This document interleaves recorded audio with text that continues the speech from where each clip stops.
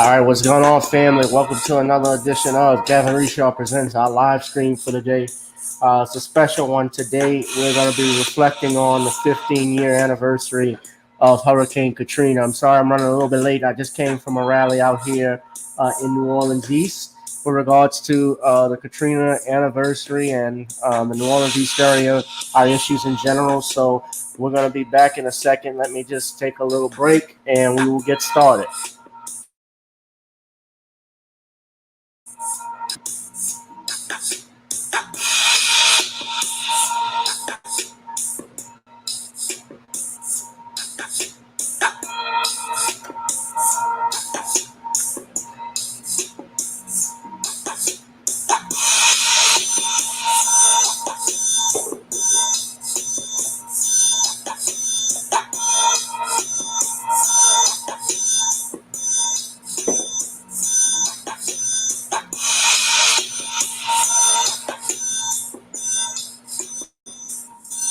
All my people on Facebook, all my people on YouTube, leave a comment, drop a comment. Let me know how you're doing today.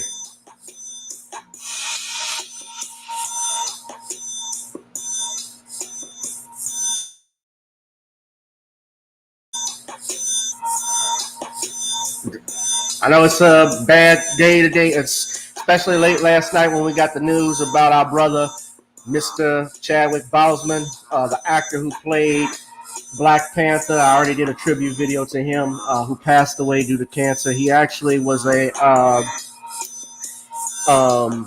he acted in not just Black Panther, but Thurgood Marshall, the Marshall movie, the of course the Avengers: Infinity Wars, but he also was James Brown in Get On Up and Jackie Robinson in 42.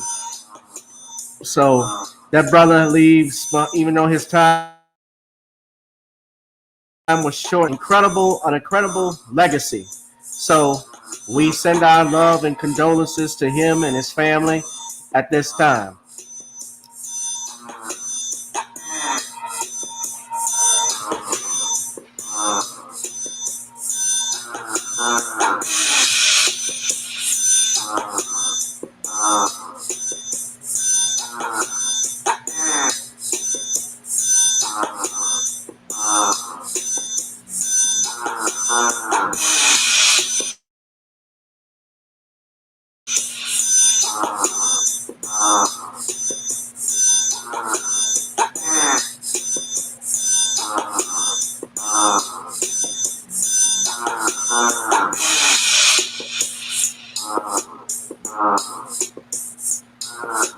All right, we're gonna get started in a second. Can y'all hear me well? Can y'all hear the music? Let me see.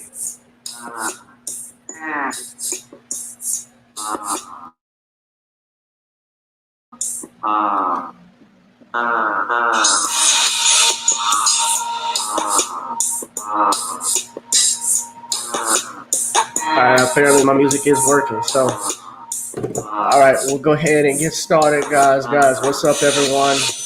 So we'll go ahead and get started for the day. I am just coming in from Katrina anniversary rally that was held right in the old Plaza Mall shopping area. And when I was, see if we can get some more people in, first and foremost. See who's on here. We got one person viewing on Facebook. Usually we get more people off and on. You know, I can't believe 15 years has passed, man. And where I was today, I was at the old Plaza Mall. Those that live in New Orleans know exactly what the Plaza Mall was in the area that it once stood for. That was the beacon of hope. That was the place where we hung out. We went to the movies. We shopped at. It was right around our house. We had Bud's Brother, Zach's across the street, Front Arcade. And, of course, there was also Sears, Dillard's, Mervyn's, Maison Blanche, things of that nature. You had the movie theater inside there. On the other side, on the service road, you also had East Lake Cinema. You had Marshalls that was out there, I believe, as well. You had Del Champs, the grocery store. All those things I remembered. And one of the things that I did in the book, and we're going to be discussing that, is how that area now there's nothing there. And this was the biggest, one of the worst natural disasters in history, but it was also the most tragic failure in humanity by local, state, and federal government officials. And I write here on the back of the book, on August 29, 2005, Hurricane Katrina ravaged the Gulf Coast and destroyed the lives of many. It also claimed the lives of hundreds and 1,000 more. However, what was most tragic of all was this next storm that hit the Gulf Coast, the federal government. Many people turned to the government for help, but instead of an immediate response to this tragic event, their cries fell on deaf ears. They were told to help themselves. If you can't help yourselves, then that's just tough. That was the message that was received by the people from the government. I should say their government. During those fake testing, physical draining, and mental waning days, however, some people survive. At almost every glance, in some way or another, they stared danger and death in its face. But their will to live kept them going. Their testimony is present here in this book. This book also documents the pain of poverty and diabolic forms of racism that was used not only in the government's response, but also among some citizens that were spared the wrath of Katrina. And by that, I mean people that live in different cities like Houston and Baton Rouge and all across the country, in parts of Atlanta, where you had people that were scared of residents from New Orleans coming in. You know, they would call you Katrinians. Those are the things that we dealt with. It also documents the struggle for those trying to rebuild their lives and the pain that continues from reckless negligence. Might I add, that is still continuing almost 12 years after I wrote this book. Despite their pain, this book attempts to document the great spirit of New Orleans and its people that fight for their right of return. The purpose of this book is to bring out the truth. Its purpose is not to just tell the testimonies of those that stayed, but also to break down what really happened at that time. So I end with this question. Was it the wrath of Katrina that destroyed New Orleans, or was it something more sinister? I wrote that book. So, excuse me one second.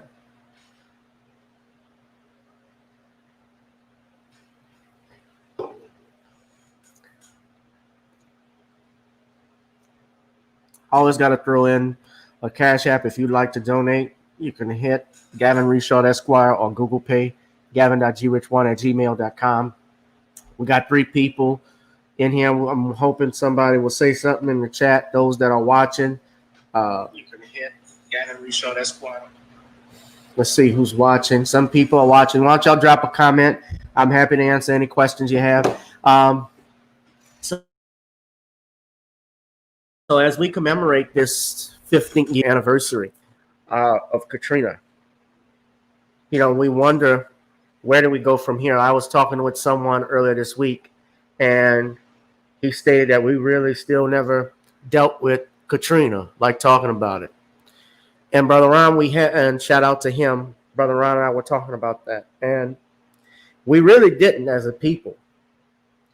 Where I was 15 years ago, I distinctly remember being in Dallas, Texas. I was in Dallas, Texas. What's up, Squeak? Thank you. I was in Dallas, Texas. I relocated with my family. We've evacuated there. And before that Saturday and Friday was a normal weekend for me, like a normal weekend for a teenager. I think we were about to start school. Tulane was just about to start school at that time. And I remember going to the club that Friday with my friends. We partied that night, that Friday night into Saturday morning. On Saturday, we noticed that the storm started to take a turn more towards New Orleans. It was more defined. And my dad had his pharmacy actually on Chef Mentor Highway. And we went to work that Saturday. I worked in the cashier for him as a cashier. And my aunt comes into the pharmacy to talk to us and ask us what we're going to do about the storm. I remember that distinctly.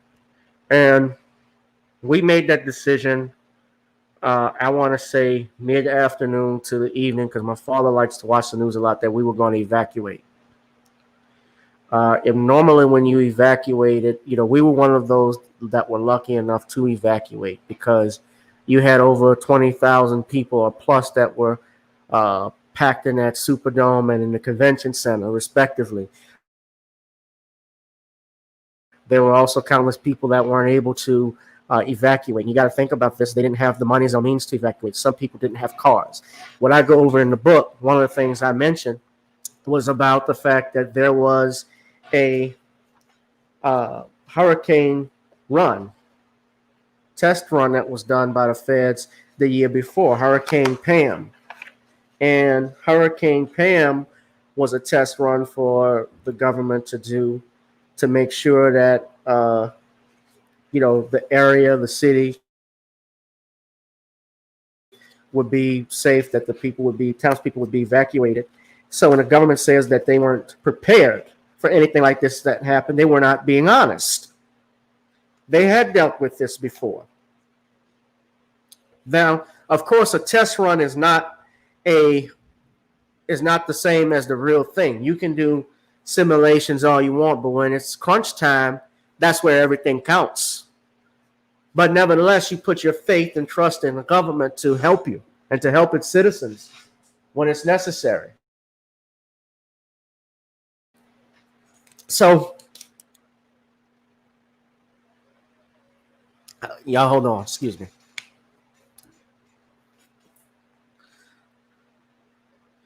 So, at that time, I was able to evacuate with my family, and that included my brother, my parents, my great aunt, my aunt, my grandfather, my cousin. We all, headed west. We had a hotel stay in Dallas for a couple of days. And to get and evacuate out of New Orleans was something else. The contraflow, everything was going north or west, northwest. You got I-12 and you hit I-59, which goes north, and you go that direction, go through 45, if I'm not mistaken, which turns to 45 by Alexandria, and you go all the way to Shreveport, and through Shreveport through Dallas. And we were there that Sunday evening. So what was interesting at that time too, Katrina had actually struck Miami, Florida, I believe, as a category 1 or 2 storm. And only a few people were killed. And the MTV Music Awards, which are coincidentally fall on the same day, because today is the 29th, the MTV Music Awards was on the 28th. They were actually debating whether or not to cancel the awards ceremony because they were actually in Florida that year. It was in Miami. So I remember that distinctly. But, of course, when it got in the Gulf, Katrina strengthened to a category 4. But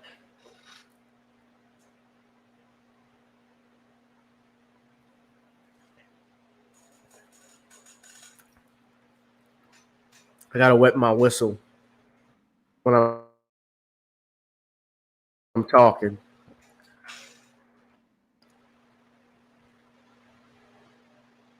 There we go.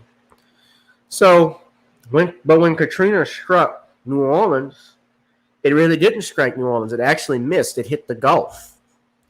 it never fully directly hit New Orleans like they say. The worst part of the storm of any hurricane is the northeast quadrant, and New Orleans East never, it was never covered New Orleans East. It never was over there. It struck the Mississippi Louisiana borderline. So when people say, well, you had wind and rain, you had a hurricane, yeah, well, we had Hurricane Laura here. We had wind and rain. You can feel it if it's, even if it's 100 miles away from you. That's just how big the storm was. And I remember watching the news the next day, the 29th. We saw flooding in the streets. We saw the roof of the Superdome torn, but everything was fine. And they said New Orleans had dodged a bullet. And people who I've spoken to all said the same thing.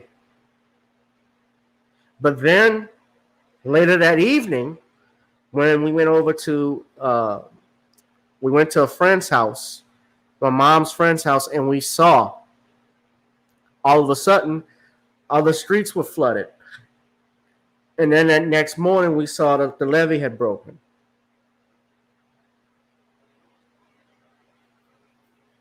And so all hell broke loose, and we saw people that were stranded on rooftops writing SOS help. We saw bodies floating in the water. Those are things that you don't forget. Now, we had to leave Dallas because our reservation was only for 3 days. So we didn't get to stay for a long period of time. So we were forced to leave, and you couldn't rebook the hotels because once that hotel reservation was up and then this happened, somebody called, of course, books that hotel room, and suddenly they're full. You had an entire city that basically had to be evacuated, and people go to different parts of the world, parts of the country. You had people that were relocated to Hawaii. You had people relocated to Houston. Remember, they were bused to Houston, and Barbara Bush made that comment about how things were working out well for them in there. Meanwhile, her son let thousands of people drown. He was being advised beforehand how bad this storm was and would send aid, but they didn't do that.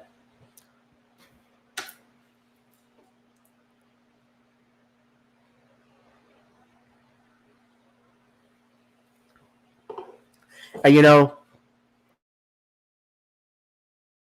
the main thing I think about too is what happened with these police shootings during that time. You're stranded 5 days for days and probably weeks on end without food and water. You have elderly that are there and people trying to cross that Crescent City Connection bridge.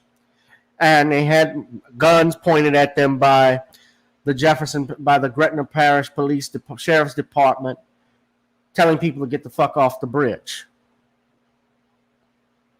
I interviewed one lady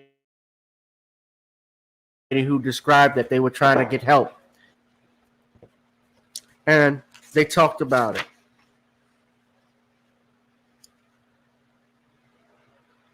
Brother Malik Rahim, an activist and former Black Panther, he actually said, I rode my bike to see about some property we have over in Gretna. When we got to the Gretna line, now Malik lived in Algiers. When we got to the Gretna line, they told us to take our black asses back to New Orleans. I asked in those exact words. He said, I'm telling you what the police told us. We couldn't get no closer to him than maybe about 25 feet. It couldn't have been that close, maybe about 30 to 40 feet. It's the closest that we could come to them. And the police told us, you're not allowed. You can't come into Gretna. Get your black asses back into New Orleans. They had one telling us this. The other one had an M16. And he was behind some sandbags. Viola Francois was the lady that I interviewed. And she's even said the same thing. When she was actually on the bridge, when she was actually on the bridge, she described that. Now, to get back to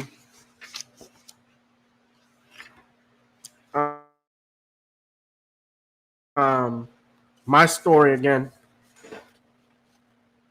Well, let me stop. Let me go back. The other shootings you had the shootings on the Dangzinger Bridge with Lance Madison. And you also had, and I forgot the other young man's name that was killed. Those that know the story know it well, but that was a young brother who was only 19 years old. Lance Madison was a 40-plus-year-old man with mentally disabled man. His brother was Romel Madison, and he was with his father. And of course, Lance was killed on that bridge along with that young gentleman by those police officers. And of course, you remember, let me look up that case here.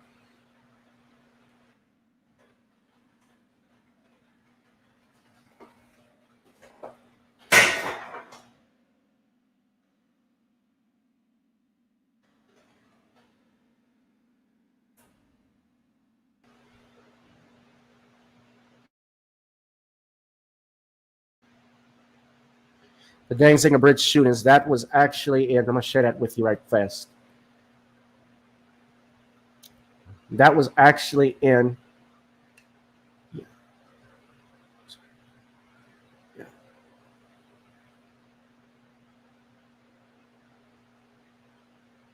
2005.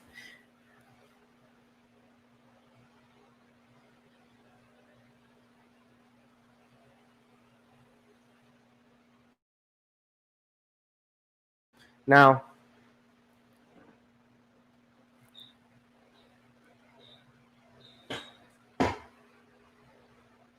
James Brissett, that was a 17-year-old, and 40-year-old Ronald Madison. I said Lance. Lance was the brother that was with Ronald. So, excuse me, Ronald was the one that was killed. His brother was Romel Madison, and Romel owned a family dentistry right there off of the Dangzinger Bridge on Chef Mature Highway.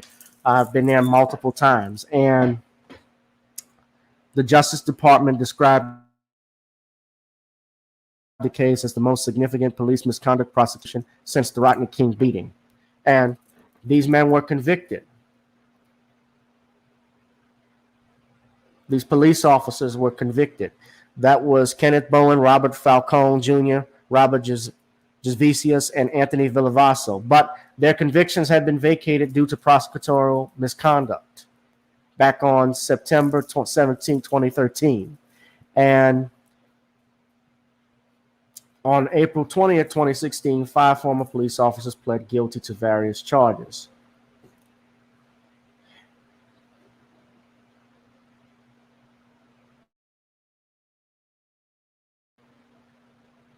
The cover-up was that they had been, they stated that the civilians had opened fire, and they returned fire. However, that was not true. And the lead investigator on the case, Arthur Archie Kaufman, was found guilty for conspiring with the defendants to conceal evidence in order to make the shootings appear justified.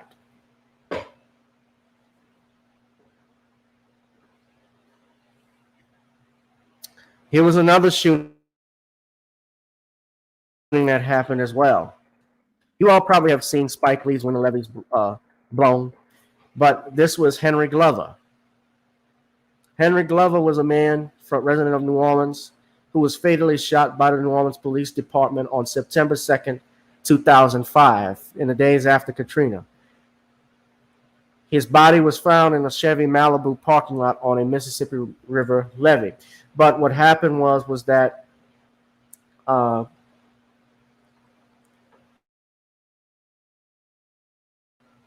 Glover's body was burnt after he was shot and killed. They also decapitated the head. Warren had fatally shot Glover in the chest with a 22 rifle a 22 caliber rifle near an Algiers strip mall.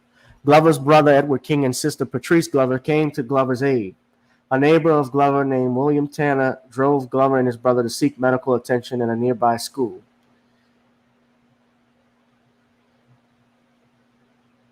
You had a police lieutenant, Travis McCabe, who was charged with obstruction of justice and lying to the FBI.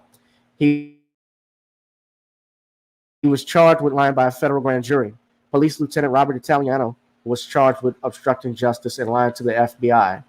In total, the 11-count indictment accused the 5 officers of their roles in the fatal shooting of Glover, the assaulting of Glover's brother and one of his neighbors, and attempting to conceal their actions through activities such as the attempted cremation of Glover's corpse.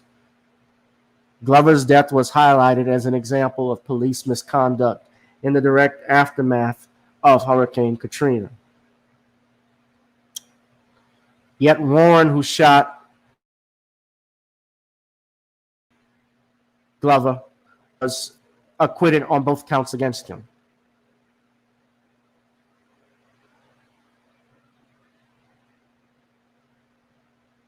They vacated while he was, so originally, before he was acquitted, he was actually found guilty, and he was sentenced by Judge Lance Affrick, to 25 years and 9 months in federal prison on a federal civil rights charge for violation of committing manslaughter with a firearm. Greg McCrae was sentenced to 17 years and 3 months in prison and 3 years of supervised release on obstruction of justice and another civil rights charge. Henry Glover was not at the strip mall to commit suicide. He was there to retrieve some baby clothing. You killed a man despite your tenacious arguments. To the contrary, it was no mistake, Affrick told Warren. However, on December 17, 2012, the Fifth Circuit Court of Appeals vacated Warren's felony conviction and 2 of the convictions related to McCrae, ordering new trials. The 3-judge panel found, among other concerns, that the trials of the 2 men should have been conducted separately. It's a damn shame.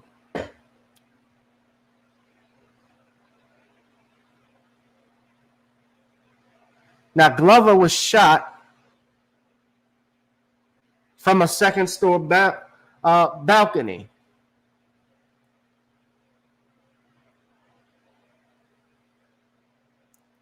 And what did we do about Henry Glover? Here's a man, resident of Algiers, who was trying to find baby clothing.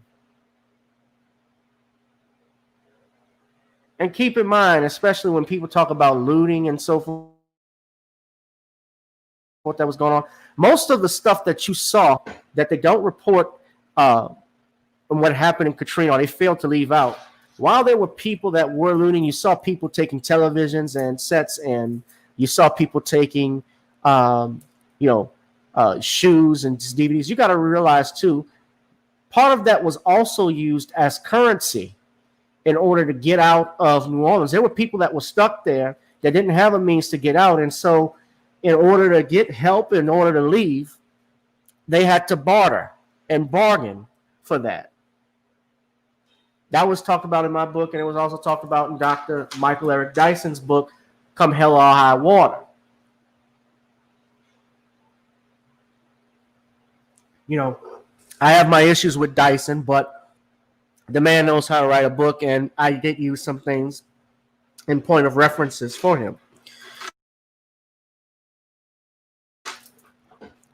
The other aspect, too, of course, when we talk about looting versus finding food, the blacks were always, it was clear blacks were shown, and they always do it because they did it recently. You saw the agent provocateurs that were out there knocking out windows. They didn't really comment on those guys as much as they commented on the black people that were taking TV sets and talking about accusing them of burning down stores. But we saw from these protests and riots that happened with George Floyd's death that it's mostly been white people out there doing that. And of course, they can't ignore that because it's mostly white people that are out there in the protest and riots.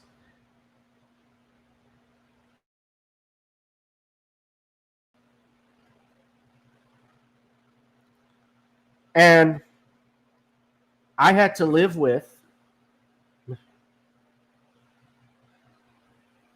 that pain for years. You said, do you know what made the officers finally cave in and plead guilty? Was it a deal? Well, which one are you talking about? If you're talking about Ronald Madison and the James Brissett shootings, what happened was one of Jim Letton. Jim Letton was the district attorney who served in the Eastern District. Well, I said district attorney. He was the not the district attorney. Excuse me. He was a USSA, United States attorney here in the Eastern District. Of course, were tweeting out or commenting or blogging about the case while the trial was going on, and as a result of that, they had to as a result of that incident, the judge had to order a mistrial, and those convictions had to be vacated because that was considered prosecutorial misconduct. So officers, they took a plea deal, obviously. They pled guilty to various charges related to the shooting, and in return, they got reduced sentences ranging from 3 to 12 years. 3 of the officers are white and 2 are African American. Now, one of the things they don't talk about when it comes to a shooting, and Dick Gregory even pointed this out, and this was what led me to interview him, was how there were contractors for the United States Defense Department that were now. That had nothing to do, I believe, and this confused me for a while because it was in the Associated Press newspaper, and it was around the same day that Ronald and James were killed. It was the exact same day when this article broke out.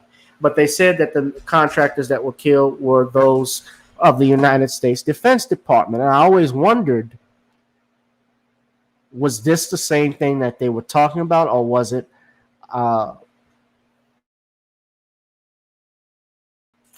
cover up of Ronald and James?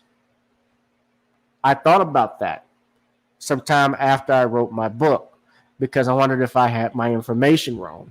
But my understanding and from what my research concluded was that, of course, at that time there were multiple shootings because there's not only the Danziger Bridge, there's also the Ted Hinckley Bridge that's there also. And that article came from the Association. So, not to mention also, you had Blackwater, which is the Blackwater, of course, is the mercenary group that was out here in New Orleans. You also had members of the Mossad, Israeli groups that were actually out there protecting homes uptown in New Orleans. I have all of that documented in a book about the levees and so forth, whether they were blown or not. Of course, Dick Gregory says the levees were blown up.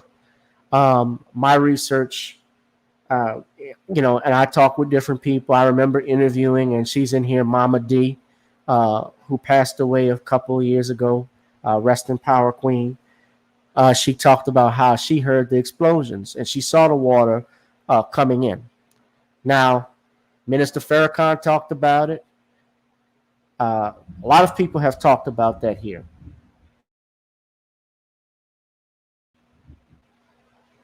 Nagin even talked about how the pumps were turned off before the storm even came. He was on the Today Show talking about that. A crucial pump was shut off.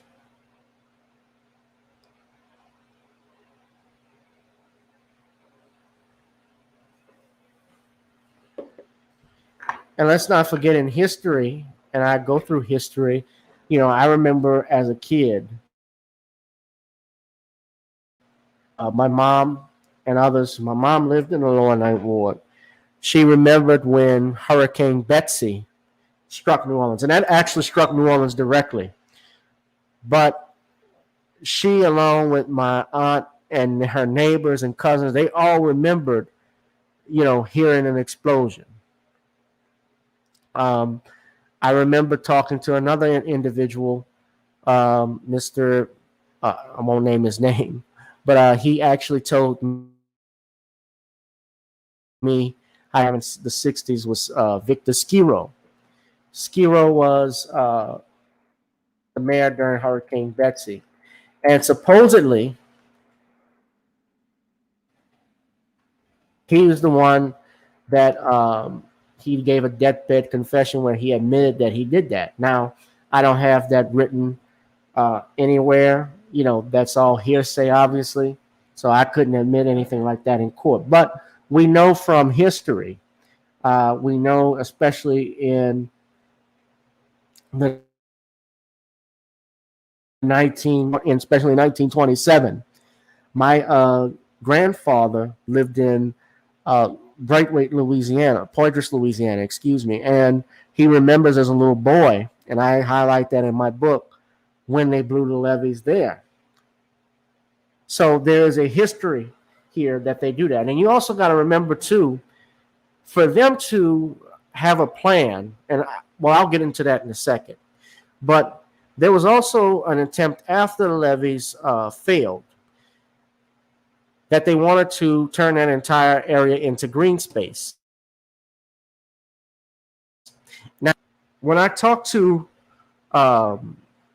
Dick Gregory, and I even verified this with other people, Ray Nagin, who was the mayor during Katrina, actually relocate. My understanding was that he actually met with people from New Orleans that had a meeting in Dallas sometime in September that same week. And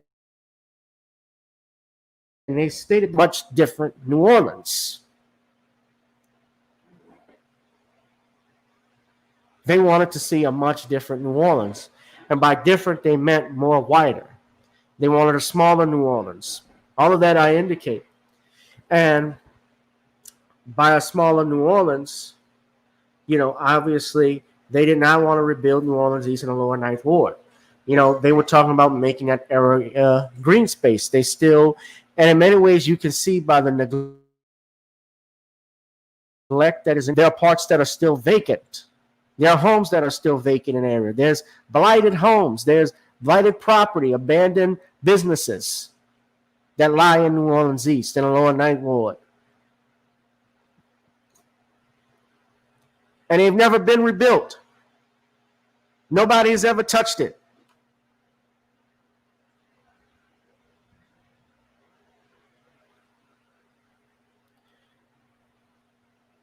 And then it had this bring the where you had these celebrities. I know, I think it was Wynton Marsalis. It was also, I have this listed here. You had even Norman Francis, I believe that was a part of it. Various groups were part of that commission, and they were all trying to get Nagin to. They were trying to get Ray Nagin to reconsider with rebuilding the whole city. And remember, a few months later when he made that Chocolate City speech back in 2006, and that's really what got Nagin in trouble. Not that I was a fan of Ray Nagin, because Nagin as a mayor, he really didn't do that much prior to Katrina for New Orleans East residents in the Lower Ninth Ward. But many of us knew the game that was up because we saw Mitch Landrieu coming in there. Nagin left. A lot of people thought it took a white man to rebuild the city. And Landrieu, of course, was Moon Landrieu's son. And so he comes in. He's a former lieutenant governor, by the way. I always wondered what was What's the deal with a former lieutenant governor wanting to be mayor of a city that's in shambles and can't rebuild? Why would he want that? Why would he want a stressful position like that? If y'all hear, I don't know, so we're not finished with the rain this weekend.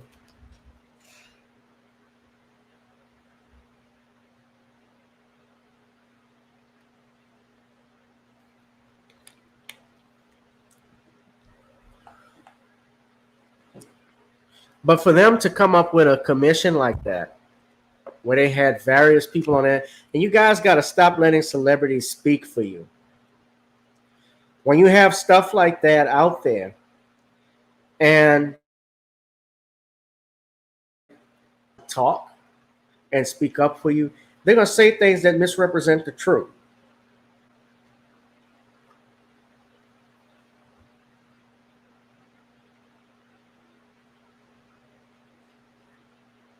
You know, who puts these people in front of, who puts a microphone in front of these people and says, you represent them? You're going to represent this group. These weren't elected officials.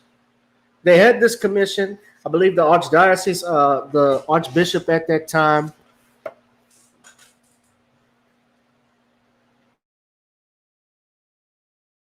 I'm looking at, was Alfred Hughes. I believe he was also on that commission. They wanted to make it smaller, and Nagin said no. But if you look at New Orleans East, you look at the Lower Ninth Ward, and you see the lack of development.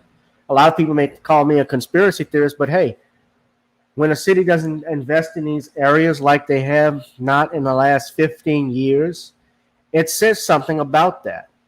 And the fact that they wanted a smaller city, that's not something that you think about. Oh, the housing situation that changed with public housing, how, you know, the projects like the St. Bernard projects are now, I don't know the name of the area, but where they stood, they wanted to have mixed income housing. You know, they redeveloped that whole thing, housing across, you know, you got bicycle lanes out here in New Orleans East, something that we never had since I was growing up as a kid, something that's never been on St. Bernard Avenue. They got there. And that was to make the city more whiter. And of course, you're seeing more and more white people cities now. And it made it much more expensive for black families, especially low income families, to afford. You said developers were being approved to develop five-star resorts when that hurricane came through. It was before that. It was actually before that, Squeaky. You know, they were actually trying to develop that area. That was done before that. And I'll tell you another story. A gentleman was talking, and I mentioned my book. And one of the things he told me was that he knew a rich white guy that lived in the area. He lived on the Upper Ninth Ward, and he told me he saw a map that this man had of New Orleans, and the map of New Orleans and New Orleans East, and he noticed it was a before and after, and it was a map you could clearly see it was New Orleans, and the area where New Orleans East and the Lower Ninth Ward lies on, it was in white. Or green, I should say. That area was in green, but the other areas were developed.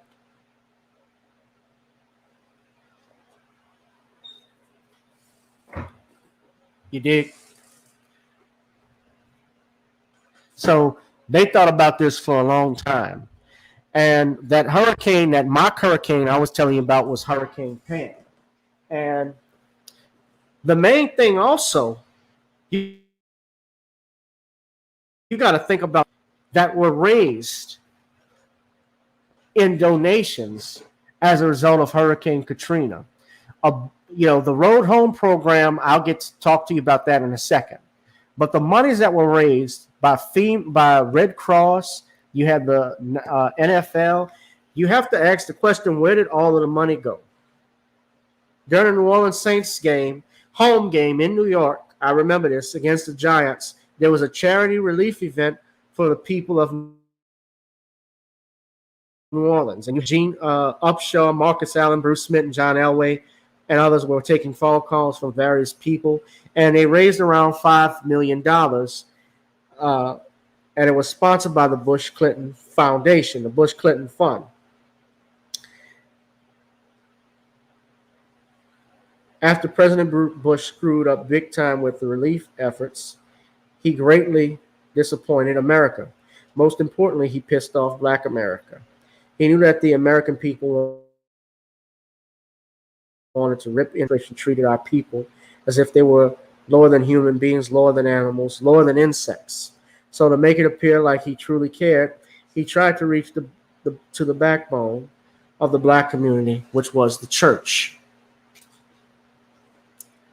He did a fake press op, yeah, these are my words, in Baton Rouge, Louisiana. On that Thursday, September 2nd, 2005, he appeared with Bishop T.D. Jakes, pastor of Potter's House Megachurch in Dallas, Texas, most respected ministers in America, and has a huge flock of admirers across America. None more so than in the Black community of America. Bishop Jakes and Reverend William Gray were appointed as co-chairs of a 9-member organization called the Interfaith Advisory Committee. That group was created by the Bush Clinton Fund. Other members included former Labor Secretary Alexis Herman, ex-Commerce Secretary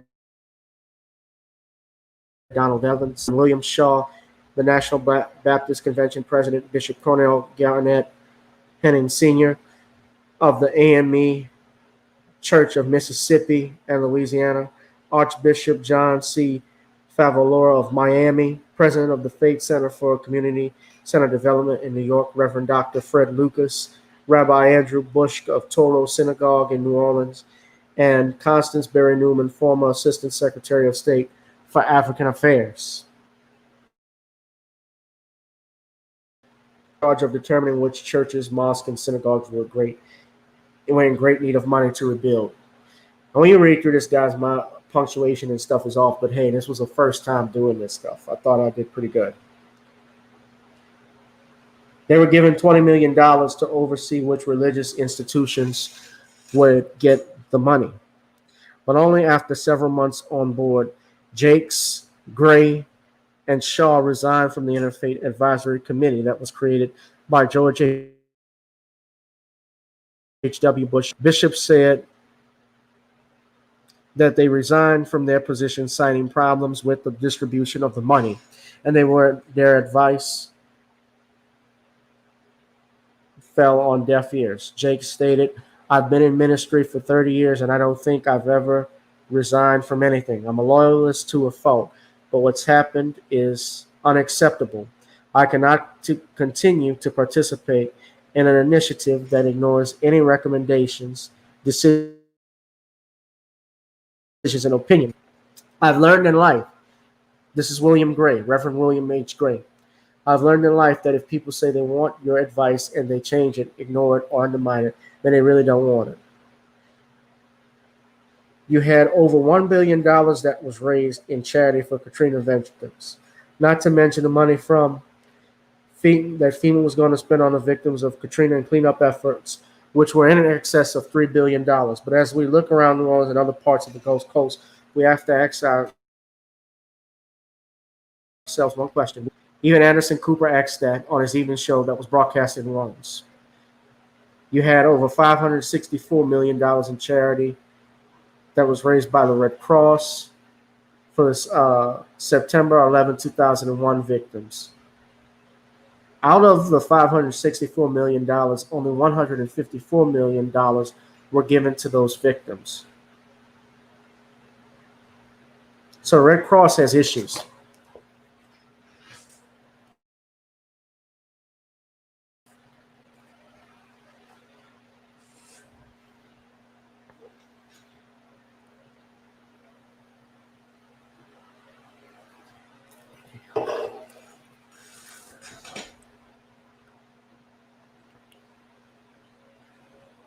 Yes, they were. I even heard Donald Trump came to New Orleans after that. I've heard that was reported to me as well after Katrina. Most definitely, I of some other business owners that came in. I think Warren Buffett was here, if I could be mistaken. But there's also another sister who wrote a book that you guys should check out, because I want to talk about the road home, for instance. They were cited with discrimination, if you remember, back in 2012. And what happened with the road home program, that was done with families. That was created in New Orleans, in Louisiana. It was a government grant that was used to help Louisiana residents rebuild their houses after Katrina and Rita struck. And they were cited, though, with discrimination. In 2011, a serious settlement was reached Katrina victims and the United States Department of Housing and Urban Development. They brought to light racially discriminatory impacts of the Road Home program. And how they would do that and how they determined that was basically by the zip code that you lived in. When you did an application, obviously the Road Home Initiative, what they did was they would give you monies in return for building your home. And they would give you cash disbursements on that. And some require an elevator to a certain feet in order to raise your home out in order to rebuild it. And what they did was, when it was Black Americans, they gave to African American homeowners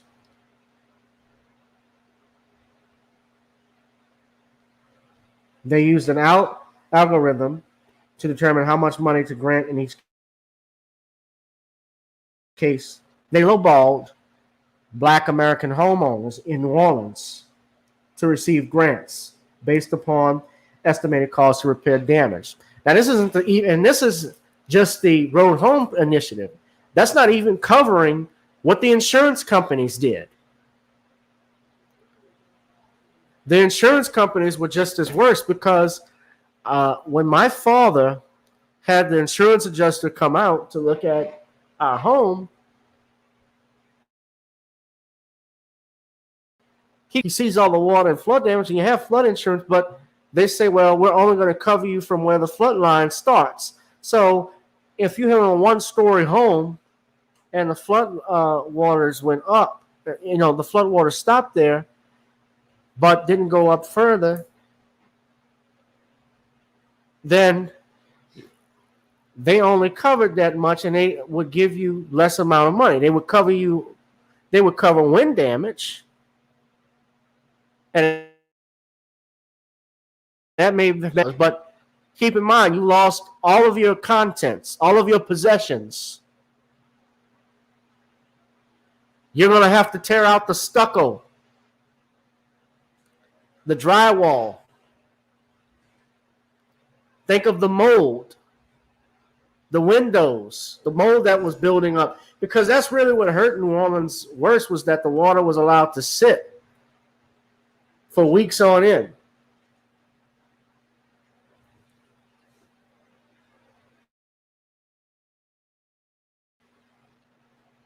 So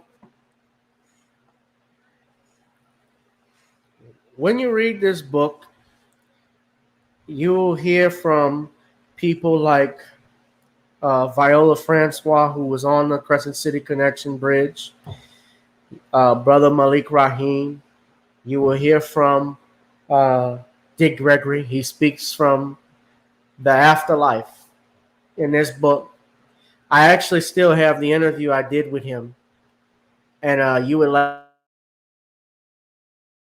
your ass. He's well missed. Coincidentally, and you also hear from Clothilde Mack, a 93-year-old woman who was stuck for 7 days and 6 nights in her attic off of Cluett Street in the Ninth Ward. And interesting enough, I introduced her to a friend of mine, Brother Irvin Jones, who passed. But they made a connection and he adopted her and she adopted him. And they did an adult adoption. And she became the son that she didn't have. He became the son she didn't have.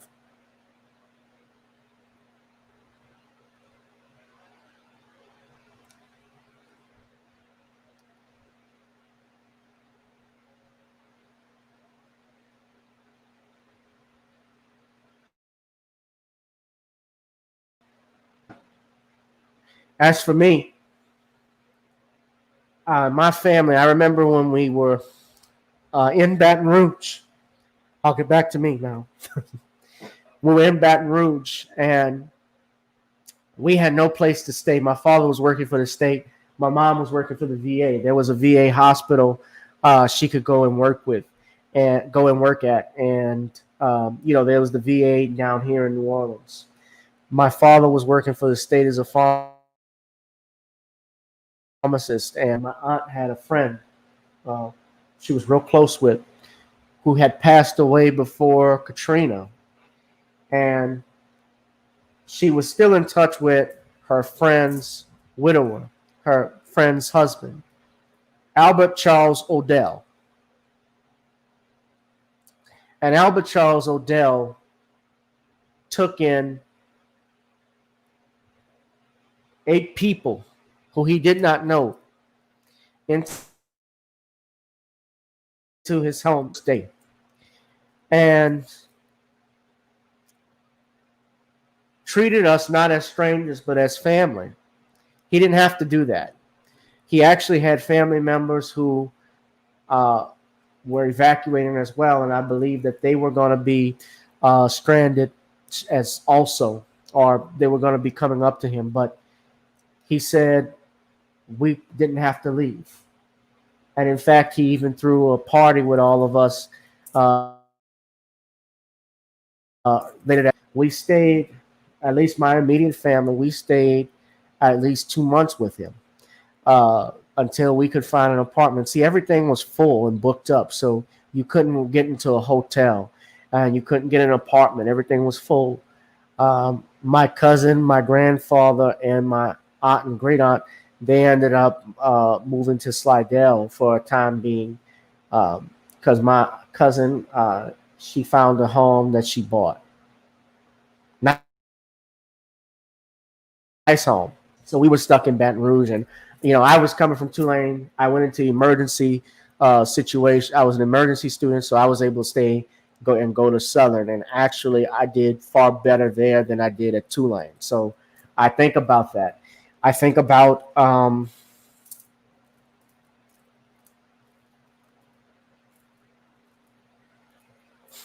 sorry, but yeah, I think about how it was coming to Baton Rouge, and they were comfortable with people, residents from New Orleans. They were talking about a shooting going on at the River Center downtown, which did not happen.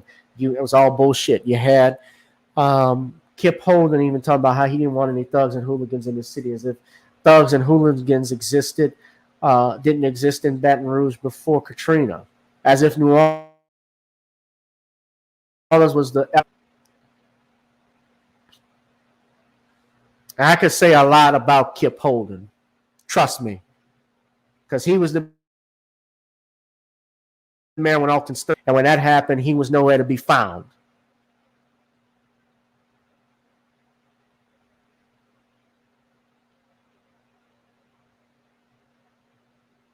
But Albert Charles Odell, he passed away back in 2012.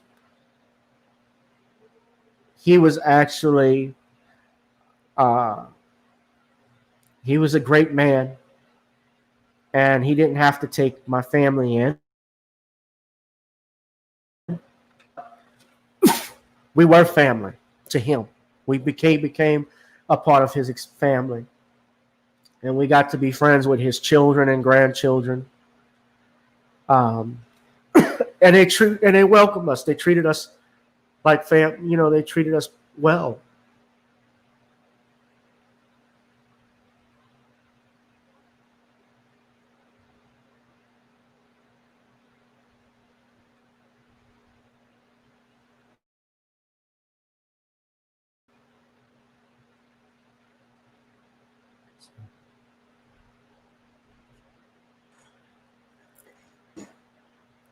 So 15 years later,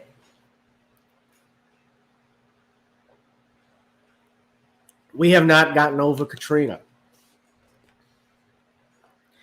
And another the sister's book that I wanted to share with you all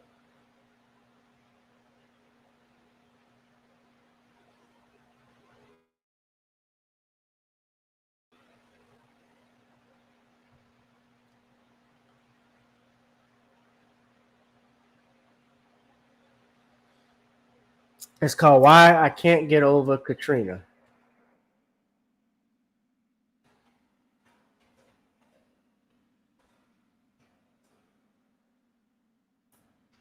Her name was Zelia Williams, and she verified many of the things that I indicated.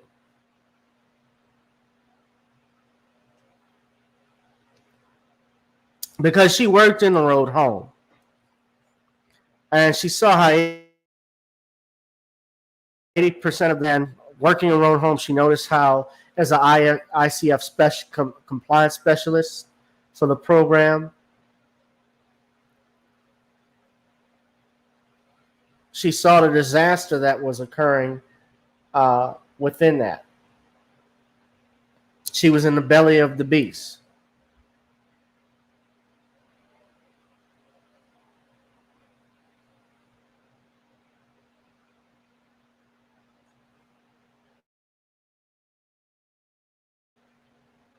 And you're talking about $1 billion industry, basically.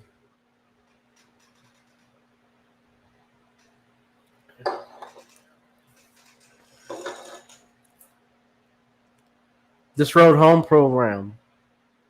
Where did all the money go? Do y'all know that there was money that was allocated to go to the lower ninth ward back in 2010, and that money was diverted to the Superdome to refurbish it? Did y'all know that?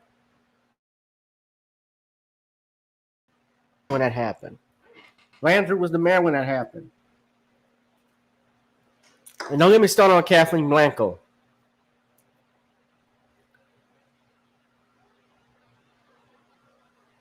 When she talked about shoot to kill with the looters, she said that out of her own mouth. Of course, she was a one-term governor.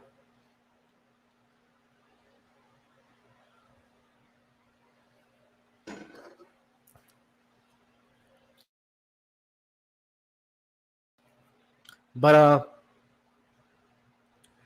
for years and months, we remember when New Orleans, this area was in the dark. There was no power. There's still a lot of work to be done.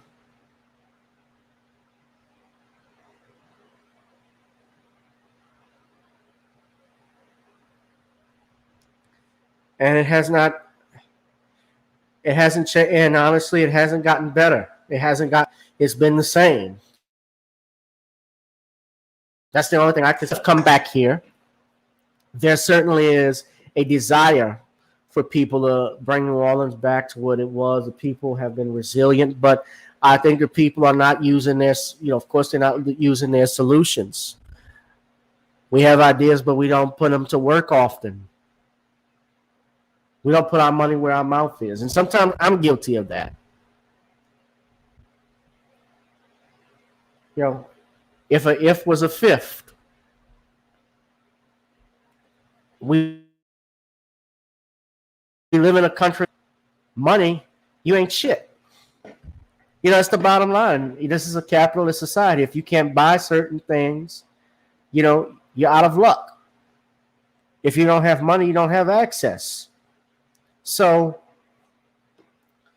New Orleans is the perfect opportunity. I'm going to close on this, that we can buy the block. We can actually buy the block. This is a perfect time, like Dr. Claude Anderson preaches about. We could buy the block, areas that are vacant, and create businesses. Now, one thing I'm tired of seeing in New Orleans East, here in this area, are these mom and pop stores. I'm not knocking every small business or anything like that, but we also need to stop. We need a shopping mall. We need a movie theater. I don't know if you can get a movie theater during COVID. It may be a bad time for that. But certainly, why do we on the North Shore and driving 30, 20 minutes out to go to Jefferson Parish, and those are the areas that don't respect you.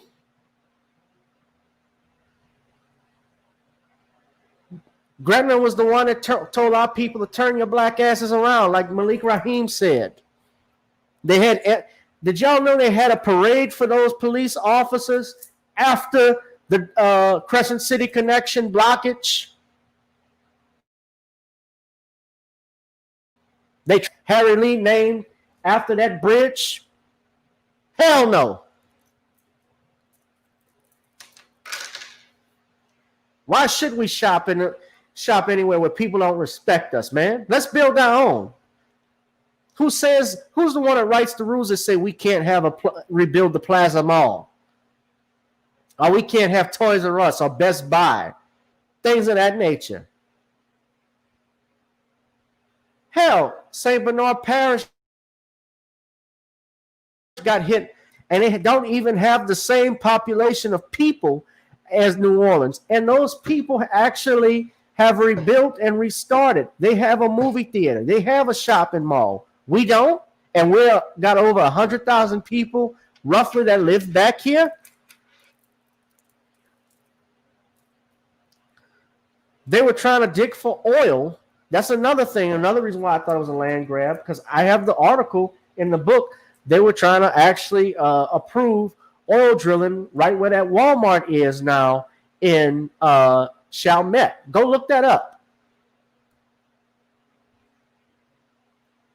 I have all of that printed out for you. So this is the opportunity. We think that we keep saying, and I've stressed this enough, it's about the vote. It's about the vote. Voting is only a part of it. Voting is not the solution and be all of black people. If it did, we would have been saved a long time ago. The solution is powernomics. The solution is money. We need capital so we can buy our land. We need black veterans. I got to stress this enough, especially learning about self-defense, because I really wish those brothers that were shot at by the police, I wish they were armed. Although, yeah, you could say, well, then they would have turned the story around that they shot at them first, but I would rather them alive. There was also a big gun grab that was going on in New Orleans also. Cops were taking people's guns.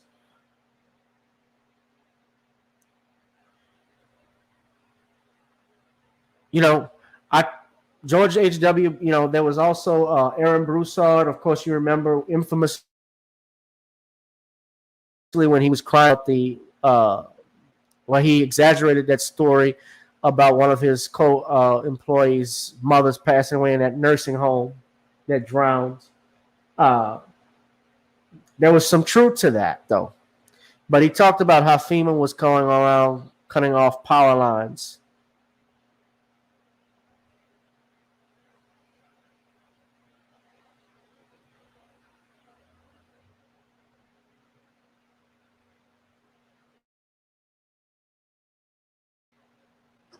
The other thing I talk about also, you'll read a lot of stuff how funding was cut for the levees by the Bush administration. Also about the black water that was out here. Of course, you remember the Good Job Brownie that he had. That's in there. How Condoleezza Rice was shopping for shoes. And I also do a history of the neighborhoods in New Orleans and how they were founded. Like, for instance, Pontchartrain Park, a lot of people don't know that was created for Black America, because at that time, there was they were creating suburbia, and Joseph Bartholomew, uh, who created that golf course, he built and developed that area because blacks were not allowed to obviously integrate and live in white suburbs. So that allowed black people to have their own. And my grandfather was one of those in the 60s.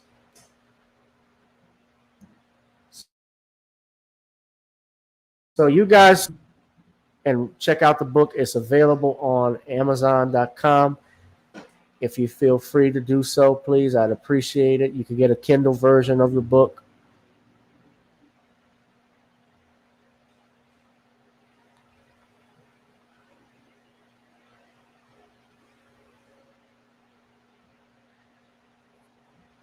But we also say rest in peace to the 3,000 plus people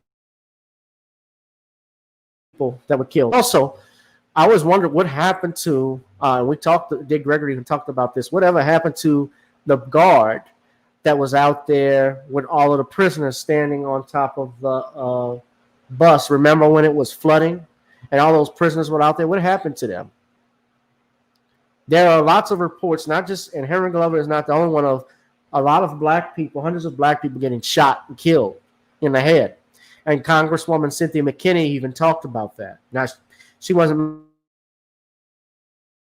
mentioned in the book. I didn't mention that briefly, but we discussed that.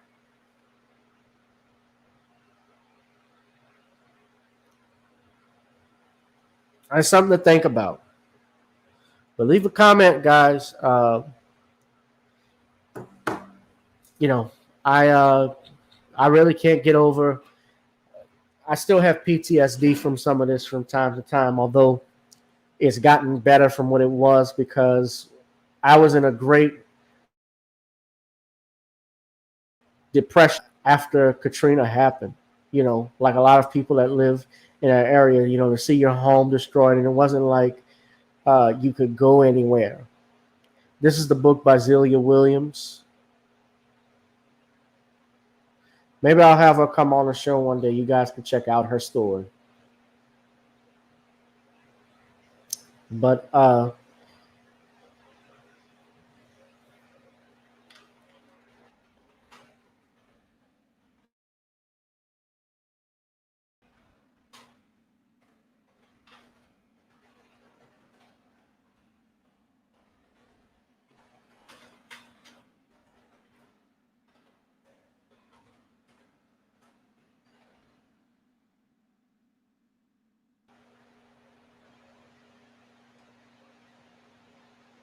see you guys. But yeah, we can talk about it. But this is where you can get the book at. It was published through Author House.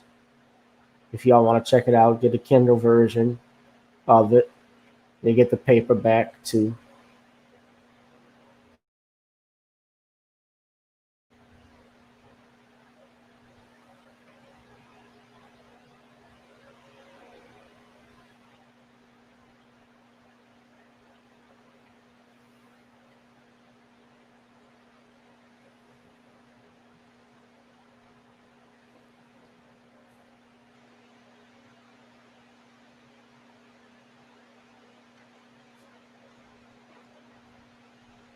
But you guys, y'all be safe and be blessed. You know, weekend, and I will be out, and I will see you in the next episode. So take care, guys. Peace.